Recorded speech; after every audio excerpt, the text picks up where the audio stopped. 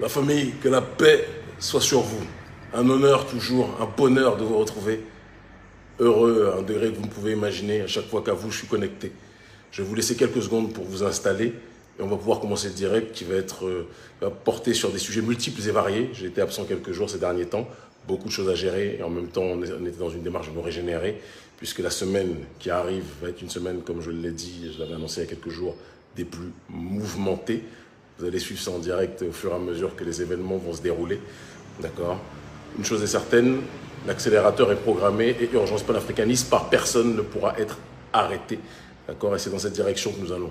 Les sujets d'aujourd'hui sont multiples et variés, comme je vous l'ai énoncé. Donc on va parler de la rencontre entre Macky Sall et le président Vladimir Poutine. D'accord ? C'est important que l'on parle de ces deux présidents-là. Vous avez remarqué que j'ai eu du mal même à dire le président Macky Sall parce que on appelle quelqu'un président quand il a la posture pour l'être. Mais on y reviendra. D'accord ? Et je parlerai toujours avec amour. Ah, il y a eu une coupure.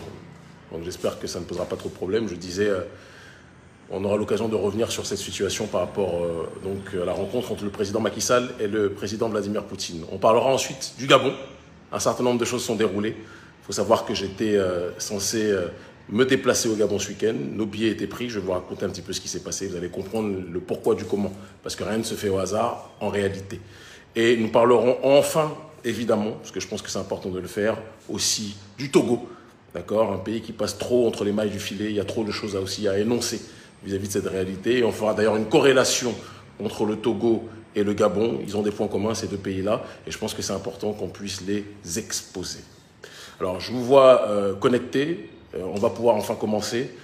Premier sujet, le plus important à mon sens, parce qu'il revêt et révèle beaucoup de situations, beaucoup d'éléments malheureusement.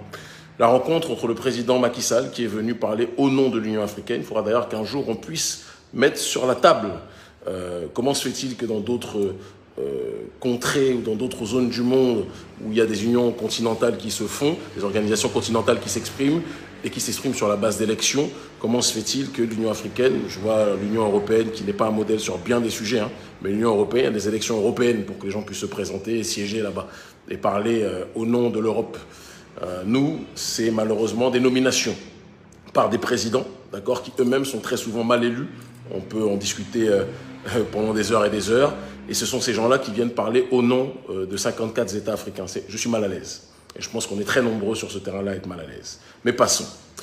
Vous avez tous pu observer la rencontre entre le président Macky Sall et le président Alassane Ouattara. Et Draman sort de mon esprit, sort de mon corps, sort de mon cœur. Même quand je ne veux pas parler du mal, le nom d'Alassane Ouattara revient dans mon esprit. C'est problématique. Et le président, donc Vladimir Poutine. Cette rencontre a fait couler beaucoup d'encre. Elle a suscité beaucoup de réactions, beaucoup de réflexions. J'ai même entendu des gens, et je pense que là-dessus c'était vraiment une profonde erreur d'analyse. Il y a beaucoup de choses que je peux reprocher au président Vladimir Poutine. J'ai entendu des gens qui ont dit Vladimir Poutine a humilié, a méprisé les Africains. Moi, je vais être très clair sur une chose. Déjà, ceux qui pensent que Vladimir Poutine est le messie des Africains sont des gens qui sont des malades mentaux. Et ceux qui demandent à ce que Vladimir Poutine aime les Africains sont des gens qui ont des problèmes aussi, je pense vraiment. Vladimir Poutine, il est le président des Russes, il est là pour se battre pour les intérêts russes. Et il le fera toujours. Et même quand les mouvements panafricanistes ou le courant panafricaniste est dans une logique d'alliance géostratégique avec la Russie ou avec Cuba ou autre, il ne faut pas se tromper, que ce soit les Cubains, que ce soit les Russes ou autres, chacun défend sa poire. Le problème de l'Afrique n'est pas le leur. Ce qui les intéresse, eux, c'est d'accroître justement les possibilités, les potentialités de pouvoir élever leur pays. Et si ça doit passer par une coordination avec les nôtres, ils le feront. Mais pensez, nous, que ces gens-là sont des gens qui sont là pour nous aimer, c'est vraiment ne rien comprendre à la géopolitique, sachant qu'en géopolitique, il n'y a pas d'amour, il n'y a que des intérêts. Donc arrêtons les émotions. Une fois ceci passé, je tiens à le dire que la posture de Vladimir Poutine, lorsqu'il a rappelé en préambule la Russie et l'Union soviétique auparavant a toujours été là pour lutter aux côtés des Africains contre le colonialisme, c'est une réalité. Et ça a été la démarche, lorsqu'il l'a énoncé, d'un homme d'État qui se positionne en rupture face à l'hégémonie occidentale. C'est ce qu'on était en droit d'attendre de tous les dirigeants africains. Malheureusement, c'est le président russe qui a énoncé ce propos. Il n'a pas énoncé parce qu'il aime les beaux yeux des Africains. Il n'a pas énoncé parce qu'il aime la couleur de peau des Africains. D'ailleurs, voyons comment les Africains sont traités en Russie. Ils ne sont pas mieux traités qu'ailleurs, c'est le cas de le dire. Mais il l'a énoncé parce que c'est quelqu'un qui s'appuie sur des principes. il lutte contre l'hégémonie occidentale, il est dans cette démarche-là, il est dans cette ligne idéologique-là, et c'est profondément respectable. Et donc, quand un chef d'État de la hauteur de cet individu, qui se bat pour ses intérêts, qui se bat pour les intérêts de sa nation, rencontre un autre chef d'État qui est censé parler pour 54 chefs d'État et 54 pays de manière générale, et que ce chef d'État, en l'occurrence Macky Sall, arrive dans une position non pas de chef d'État mais de mendiant, excusez-moi, et que personne ne dise, parce que je vous vois venir, hein, Kémy, tu es encore en train de manquer de respect. Non, je manque de respect à personne. Macky, c'est quelqu'un qui a l'âge d'être mon aîné, d'accord, et je l'aime en tant qu'aîné. Je l'aime en tant qu'aîné. Mais aimer quelqu'un ne doit jamais nous empêcher de dire la vérité. Macky est parti dans une posture, je vous le dis et je le répète, d'esclave volontaire, de quelqu'un qui est dans la logique de mendier. Macky est parti sonner la sonnette d'alarme, tirer la sonnette d'alarme face au président Poutine en disant que l'Afrique va être dans une crise alimentaire parce qu'on n'a plus on a des problèmes, on n'a plus accès aux céréales, à la farine de la Russie et de l'Ukraine. J'ai failli casser mon téléphone. J'ai failli casser mon téléphone parce que aux quatre coins du monde, on a des dirigeants de leur peuple qui se lèvent, qui émergent et qui parlent dans une logique souveraine, qui parlent dans une logique d'autodétermination, qui parlent dans une logique de dignité et de résurrection de leur peuple, de défense des intérêts de leur population. Et nous, on a des dirigeants mal élus, parce que si c'était une véritable possibilité pour les peuples de pouvoir élire leur véritable voix, je peux vous assurer que ça ne se passerait pas comme ça, mais il n'y a que des tricheries chez nous, malheureusement. Il faut aussi qu'on en parle. On a des dirigeants qui sont des serpillères. Il faut qu'on soit capable de le dire. Quand je dis toujours qu'une civilisation est détruite par l'extérieur, que c'est les rongés de l'intérieur, on a des dirigeants qui sont des serpillères. Macky est parti, non pas en tant que chef de l'Union africaine qu'il aurait dû être, il est parti en tant qu'émissaire de l'Union européenne qui, elle, risque de connaître une crise réelle parce qu'elle se fournissait justement via la farine, via le blé, et via les céréales de Russie et d'Ukraine, et que sans la Russie et l'Ukraine, elle est en difficulté. Et c'est cette même Union européenne qui met des sanctions dans sa logique schizophrénique vis-à-vis de la Russie. Le problème, il est là, il n'est pas ailleurs. Et donc, ils ont mandaté Macky, le brave Macky Sall, qui malheureusement, politiquement parlant, je vous le dis comme je le pense, toujours avec amour, se comporte comme un animal de compagnie de l'oligarchie occidentale et de l'oligarchie française notamment. Ce sont des faits. Parce que qui peut comprendre que Macky Sall, à la tête de l'État sénégalais et de l'Union africaine, sachant que le continent africain est la terre, constitue la terre où il y a le plus de terrain cultivable et la plus grande potentialité de pouvoir tirer un certain nombre illimité de céréales. On nous dit oui, on n'a plus accès au blé. On a le sorgho, on a le manioc, on a toutes sortes d'aliments qui peuvent permettre justement à nos populations de pouvoir vivre dans une autosuffisance alimentaire. Mais on n'en peut plus d'avoir des dirigeants qui, au lieu de se battre pour les intérêts de nos populations, sont dans une logique systématique de courir derrière les intérêts de l'oligarchie d'Occident. Ça ne peut plus durer. Et quand on dit qu'on doit tout faire pour bouger ces dirigeants-là, qu'on doit créer des mobilisations populaires et faire en sorte de faire front commun contre ces dirigeants, certains nous disent « Oui, Kémy, tu es là pour déstabiliser nos États. » Non, je ne suis pas là pour déstabiliser nos États. « Ride these niggas cause they lame », disait Tupac Amaru Shakur derrière. Quand certains Africains ou certains Noirs sont dans une logique de flairer, il faut être capable de les chevaucher et les sortir de la piste sur laquelle ils étaient installés. Ces gens-là font n'importe quoi. Ces gens-là nous humilient constamment. Ces gens-là brisent et salissent l'honneur des Africains constamment. On a vu un Macky Sall mendiant. Pourtant, quand on voit le poids de Macky, Macky ne peut pas être quelqu'un qui mendie. Il a tout à sa disposition. Mais Macky est parti dans une logique de mendier en étant le porte-parole d'un Occident qui jamais n'aura cœur à aller mendier directement. Donc ils envoient leurs nègres de maison. Et ils envoient Macky. Macky qui parle du risque de famine des Africains. Vous avez un Vladimir Poutine qui dit à Macky, on est à vos côtés pour lutter contre le colonialisme. Et on a un Macky qui vient, on va connaître la crise alimentaire, on a besoin de votre aide, etc. On a un homme d'un côté, on a une serpillière de l'autre. C'est ça la réalité. Et si vous n'êtes pas d'accord avec ce que je dis, quittez cette page. Il faut qu'on soit capable de dire les choses telles qu'elles sont aujourd'hui. Je sais qu'à chaque fois que je parle de cette façon, On a toujours des menaces qui arrivent de manière constante, des menaces de mort, des injures. Peu importe, faites ce que vous faites, ça nous glisse dessus tranquillement. Mais il faut qu'on puisse parler. Il faut qu'on puisse exposer ces gens qui salissent notre honneur, ces gens qui salissent notre dignité, ces gens qui nous mettent à genoux. Il faut que certaines personnes aient le courage de parler. L'autre te parle de colonialisme. Je suis à vos côtés pour lutter contre le colonialisme. Et l'autre te dit, on est en manque de farine, mon frère. Et il dit ça aux yeux du monde entier. Le monde entier a regardé cette rencontre. Ça me fait mal. Ça me fait mal de voir des Russes qui tiennent le langage que nos dirigeants devraient tenir. Et ils ne le tiennent pas par amour de nous autres, mais par posture et par volonté de dignité pour eux-mêmes. Mais nous, on n'est pas dignes. On a des dirigeants qui ne sont pas dignes. Au lieu d'envoyer Macky Sall, prenez le gars de l'Institut Shanghai, prenez Père Emerja, hein, qui sont justement dans le travail perpétuel de la terre. Prenez des gens qui sont spécialisés sur ces questions, invitez-les à l'Union africaine, laissez-les donner des leçons, laissez-les enseigner, au lieu de vous comporter comme des gens qui passent leur temps à voler les deniers publics et qui après vont mendier sur demande de l'oligarchie d'Occident. Des choses dont nous n'avons absolument pas besoin sur le continent. On a besoin de baguettes, nous. Alors on peut manger du pain de temps en temps, mais vous pensez que si on n'a pas les baguettes à base de farine de blé, on ne peut pas faire à manger nous-mêmes? Moi je vais vous inviter, venez dans notre restaurant, vous allez voir. Comportés comme des lâches, comme des mendiants, comme des victimes éternelles. La Boétie parlait de la servitude volontaire, mais vous êtes la définition de cette servitude volontaire-là. Vous nous faites honte. J'étais devant mon écran, je regardais, je disais, mais Macky, je t'en supplie, porte tes coronesses. Macky, je t'en supplie, fais pousser tes coronesses. Fais que tes coronesses apparaissent. Mais j'ai attendu en vain. J'ai attendu en vain. Macky Sall, Alassane Dramane Ouattara, eux tous, Patrice Talon, eux tous, des gens qui ont ce complexe d'infériorité par rapport à l'homme blanc. Pendant combien de temps?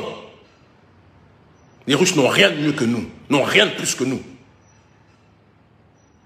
Et à chaque fois que moi je rencontre les Russes, je leur dis toujours attention. C'est pas parce qu'on a des dirigeants qui sont des sarpillards qu'il faut que vous croyez que nous, la jeunesse africaine, nous sommes dans cette logique-là. Nous, on se fait respecter.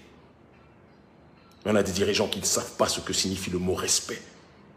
Macky, toi qui es de la terre d'El Hadj Omar El Tidiane, de Cheikh Ahmadou Bamba, de Cheikh Anta Diop, de Mamadou Dia, te comporter de cette façon-là me donne la nausée. Et je pèse mes mots. Je pèse mes mots. Il faut que ce soit nous, jeunes Africains, qui prenions nos responsabilités, qui allions risquer nos vies pour lutter contre des gens contre lesquels vous auriez dû lutter depuis longtemps. Et au lieu de lutter contre eux, vous êtes devenus leur porte-parole.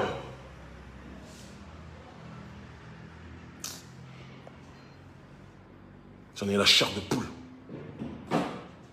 J'en ai la chair de poule. On parle de lutte contre l'impérialisme. L'impérialisme, comme le disait Sankara, est dans nos assiettes. On a nos terres cultivables.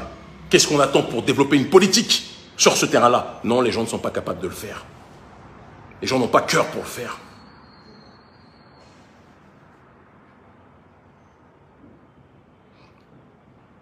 Et après, ils se demandent pourquoi on veut faire tomber ces dirigeants. Mais bien sûr qu'on veut les faire tomber. Moi, chaque matin, quand je me lève, je rêve de faire tomber Alassane Dramane Ouattara, Macky Sall, toutes les personnes qui se soumettent à la France, qui humilient les Africains. Je rêve qu'ils tombent. Je rêve qu'il y ait des soulèvements populaires. Mais bien sûr. La démocratie, démoscratène, c'est le pouvoir au peuple, pas le pouvoir aux marionnettes. Sinon, c'est la marionnettocratie.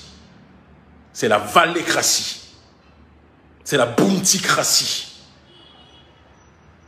Nous voulons le pouvoir au peuple. Respectez vos peuples. Si vous n'avez pas courage, si vous n'avez pas cœur, nous on a cœur. Respectez vos peuples. J'étais gêné. Après, j'ai des amis russes qui m'ont dit « Ah, tu as vu, qu'est-ce que tu en as pensé ?» J'avais même pas envie de parler. J'aurais dit « Macky ne représente que Macky. » Il y a des millions et millions et millions et millions et millions d'Africains qui ne se comporteront jamais comme lui. Nous, on lutte contre le colonialisme. Avec ou sans Cuba, avec ou sans la Russie, avec ou sans les autres. On luttait avant qu'ils s'intéressent à l'Afrique et on luttera après. Et je le dis et je le répète. Ça me permet aussi de rappeler un petit message. Les gens là, qui passent leur temps à demander, j'ai vu au Congo, c'est quelque chose avec lequel je ne serai jamais d'accord.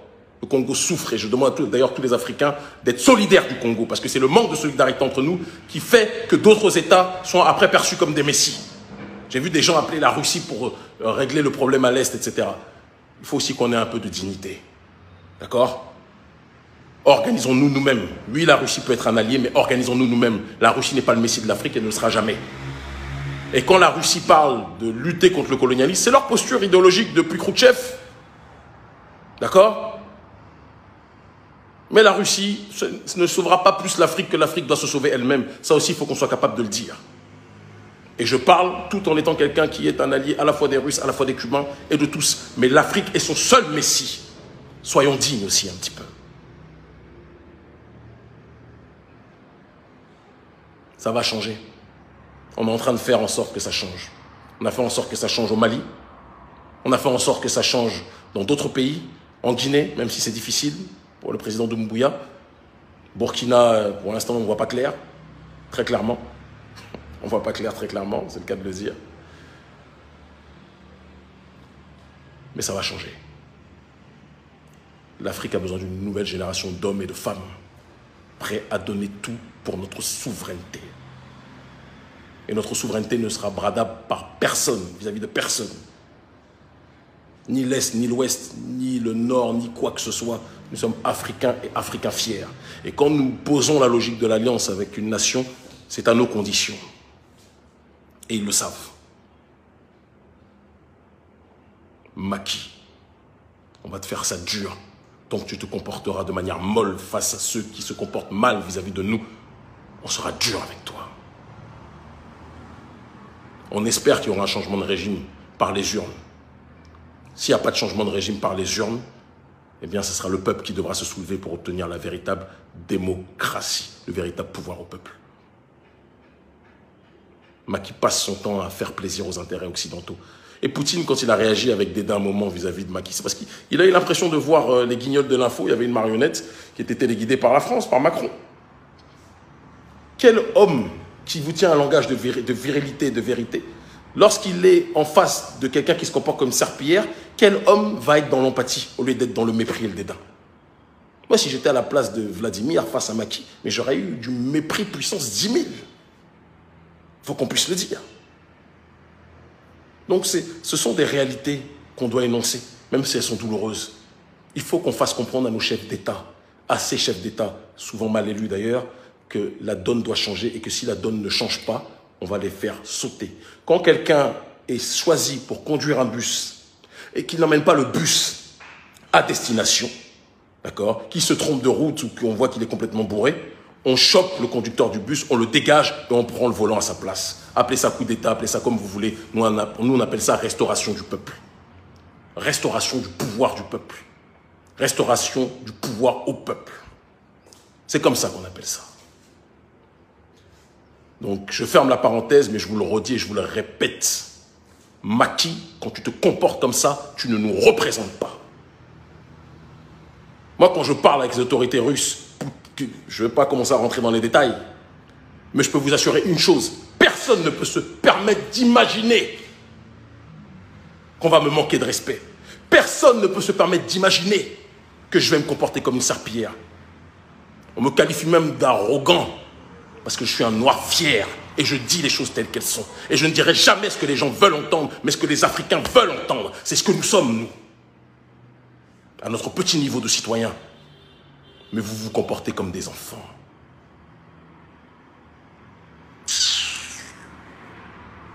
Maudit. Bref, une fois ceci énoncé, on doit aussi parler du Gabon. Alors c'est une nouvelle très importante. Je devais venir avec mon équipe au Gabon le week-end dernier, le week-end précédent, d'accord? On est lundi, donc je devais arriver vendredi et rester vendredi, samedi, dimanche.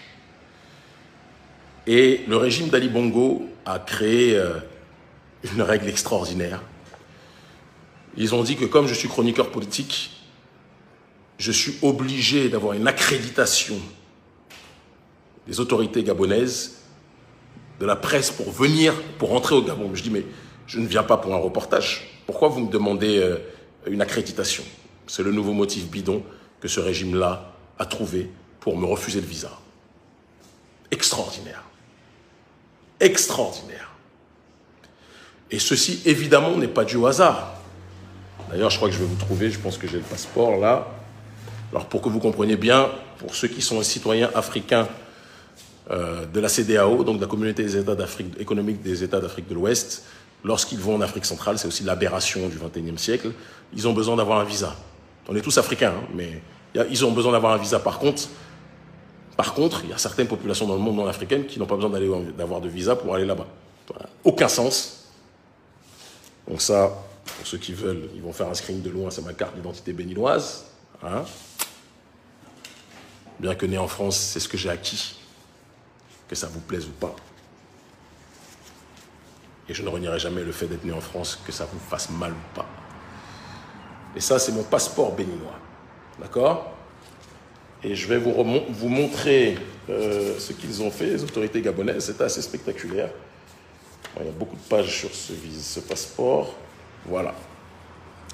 Normalement, quand des autorités en arrivent à mettre le cachet pour le visa d'entrée, d'accord, d'un pays, c'est qu'ils ont donné l'accord. Sauf si, cas de force majeure, il y a un élément qui font que de manière rétroactive, ou de manière ultérieure, excusez-moi, ils réalisent que, non, attention, si on fait rentrer, c'est dangereux. Et c'est ce qui s'est passé. Vous voyez par vous-même, consulat, donc je vous lis, hein, consulat général du Gabon, visa d'entrée et de séjour au Gabon. Et au dernier moment, ils ont mis annulé. Parce qu'en fait, ils se sont rendus compte que celui qui portait le nom civil qui était le mien, c'était Kémy Séba. Stélio, c'est Kémy Séba. Et ils ont prétexté un motif bidon, ils ont été très chaleureux à l'ambassade. Vous savez, monsieur, nous, on vous apprécie, hein. On n'a rien contre vous. Ce n'est absolument pas pour vos activités politiques. C'est juste que, vous comprenez, vous êtes chroniqueur politique, donc vous devez avoir une accréditation. J'ai dit, mais même dans la planète des singes, monsieur, on ne se comporte pas comme ça. Au contraire, ils sont même parfois plus disciplinés, plus sérieux que nous, monsieur. Parce qu'en aucun cas, quelqu'un, quand bien même il fait, entre autres, office de chroniqueur politique, c'est pas ma seule activité sur Terre, fort heureusement, d'accord, c'était bien marqué que je venais pour affaires, pas pour reportage, et donc ça n'avait strictement rien à voir avec une demande d'accréditation. Mais vous m'avez mis ça pour me bloquer. Alors il faut qu'on analyse les raisons pour lesquelles le régime d'Ali Bongo veut nous bloquer. Le régime d'Ali Bongo est un régime assez schizophrène, et en même temps pas tant que ça, parce qu'il y a une certaine homogénéité dans la folie, dans l'ineptie, dans la criminalité. C'est un régime qui a des bases militaires françaises, évidemment, sur son sol. Ils disent, soi-disant, qu'ils veulent aller vers les anglo-saxons, etc. Mais ils sont toujours, plus que jamais, un bastion de la France-Afrique. Base militaire sur son sol, les loges maçonniques à un degré des plus élevés sur son sol. La plupart des dirigeants, d'ailleurs, de l'État gabonais sont incarcérés dans ces loges maçonniques-là. Et c'est un État profondément et maladivement pédocriminel. Un certain nombre de très proches du président Ali Bongo, il faut qu'on puisse le dire, sont des pédocriminels avérés. Certains sont couverts même par la plus haute autorité de l'État. Et tout le monde le sait. D'ailleurs, notre camarade Romain Molina est en train de préparer des dossiers que j'ai pu lire, incroyables dessus. Et je pense que Ali Bongo, ou du moins ses conseillers, parce que quand je l'ai vu marcher la dernière fois, je ne savais pas si on était dans le retour de la momie ou si on était en face d'un président en tant que tel. Je ne suis pas sûr que c'était un président, j'ai l'impression que c'était plus une momie qu'on avait ressortie du sarcophage, et encore avec un petit peu plus d'embonpoint, et qui marchait dans... Bref.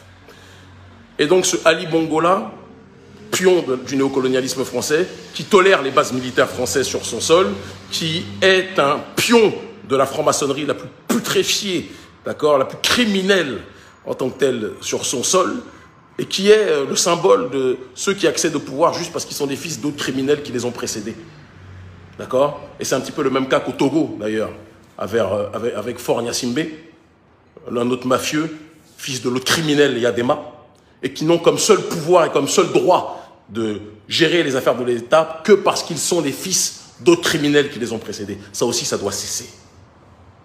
Il faut que quelqu'un parle, il faut que des gens parlent contre ces régimes, et si nous devons le faire grâce à la notoriété que j'ai, je le ferai. Nous n'allons pas accepter indéfiniment que des gens fassent tout ce qu'ils veulent sur notre continent comme si c'était leur terrain de jeu. Ça suffit. Ali Bongo, pédocriminel, président d'un État pédocriminel, pour être plus précis. Lui, on va dire qu'il a le bénéfice du doute. Le bénéfice du doute. Même si quand je lis ce que m'envoie Romain Molina, je pense que le doute, il est très réduit. Mais en tout cas, à la tête d'un État où la pédocriminalité est clairement une affaire d'État. Où les plus hauts cadres de l'État s'adonnent à ce genre de pratiques sataniques.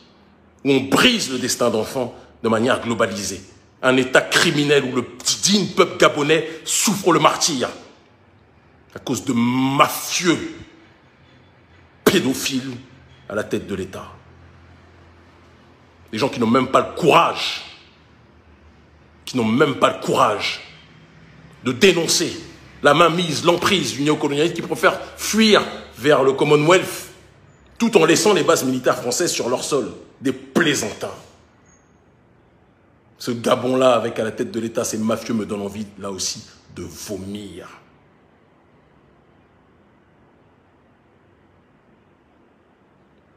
Ali, si tu pensais qu'en m'interdisant de rentrer sur ton territoire, ça allait m'empêcher de diffuser mon message, tu te trompes. J'allais de toute façon dire que tu es à la tête d'un État pédocriminel, que tu es l'un des plus grands alliés aujourd'hui, quoi que tu en dises, du néocolonialisme français.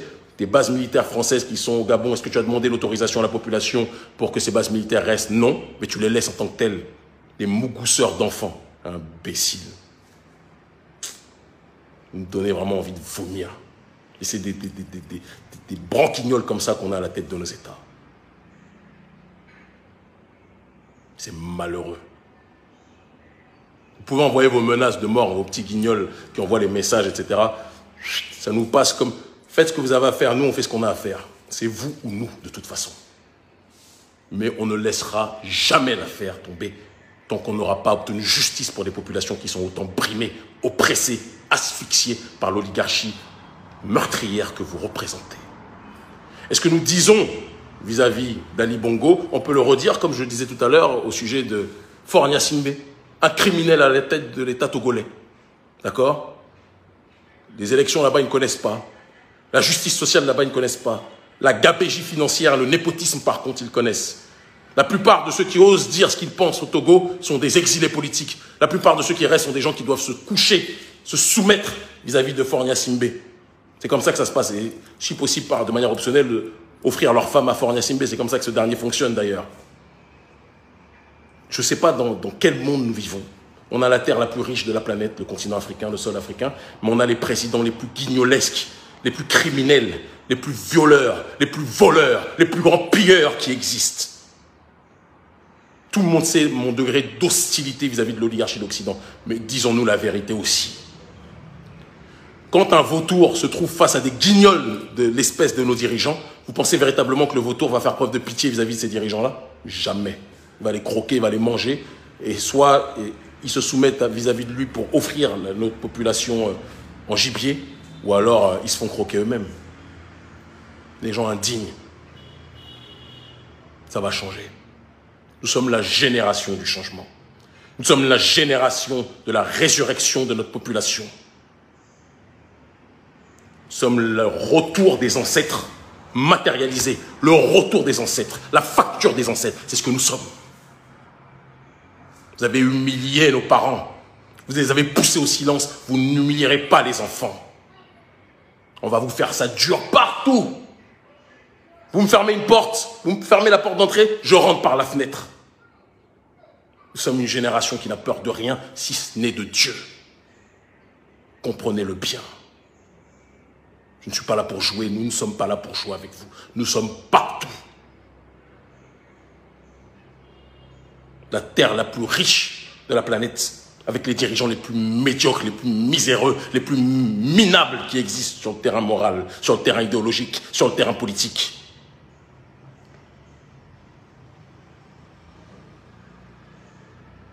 Ça doit changer. Ça va changer. Nous sommes ce changement. Nous l'avons dans la peau, nous l'avons au bout des doigts, nous l'avons dans le cœur, nous l'avons dans l'âme. L'Afrique libre ou la mort, nous vaincrons. Nous n'avons pas d'autre choix. Cette semaine va être agitée. Suivez ce qui va se dérouler. Je le dis, et d'ailleurs à tous les services de renseignement qui sont dans une logique de nous surveiller, Sachez bien une chose, vous pouvez nous surveiller, mais vous ne pouvez pas surveiller les ancêtres qui nous ont commandités en cette vie. C'est eux qui nous donnent la force, c'est eux qui nous ont orientés, c'est eux qui nous disent quoi faire. Que vous le vouliez ou pas, nous irons là où nous devons aller. Nous n'avons pas d'autre choix. Donc je répète, pour synthétiser, Macky, ressaisis-toi. Alassane Dramane, ressaisis-toi. Et tous les autres de la sous-région et d'Afrique centrale, parce qu'on n'en parle pas assez, ressaisissez-vous. Et quand on parle d'Afrique centrale, évidemment, Ali, ressaisis-toi, si tant est que ce soit possible, ou donne ta place. Parce que moi-même, je suis gêné de voir quelqu'un de ton État se présenter en tant que président d'un pays. Ça fait honte. Il n'y a pas des gens valides dans notre pays qui peuvent parler, dans nos pays, qui peuvent parler dignement pour représenter le Gabon.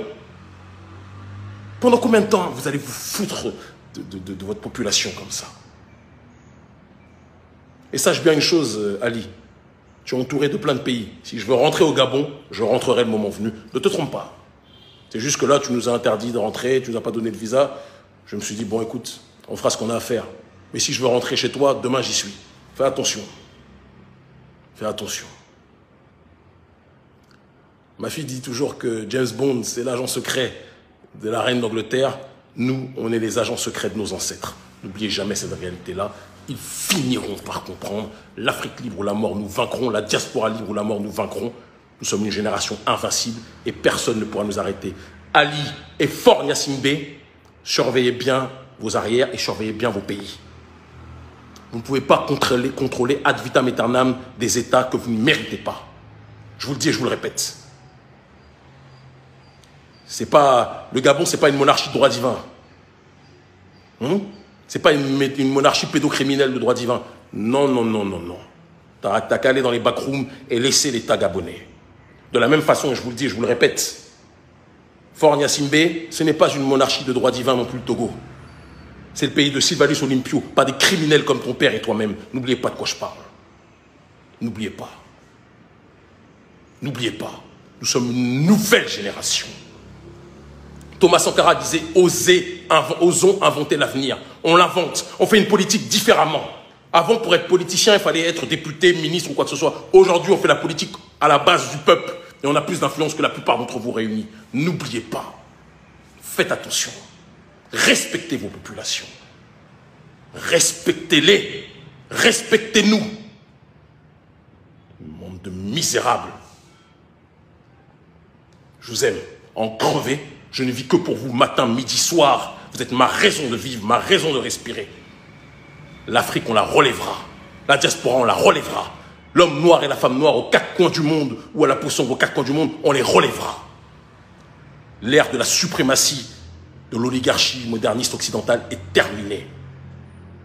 Nous sommes la sanction de nos ancêtres. À très vite, restez connectés.